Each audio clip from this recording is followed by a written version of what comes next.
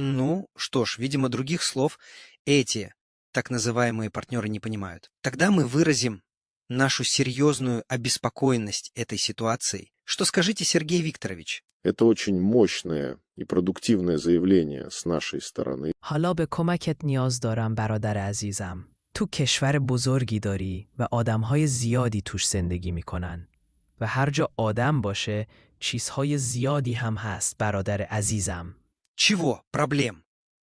Но мы-то с вами умеем их решать эффективно. نه. مدفوع انسان. هر جا آدم زیاد باشه مدفوع هم زیاد میشه. من به مدفوع تو نیاز دارم برادر عزیزم. Но этого-то добра у нас хватает. А зачем вам наше говно? مسجد. در موسی در خواب به من ظاهر شد و دستور داد مسجدی از مایع سیاه زیستی خداوند بسازم تا همه در آنجا با یکدیگر احساس برابری کنند. اکنون این مسجد برای من مقدس است. Ага, мне надо подумать над этим.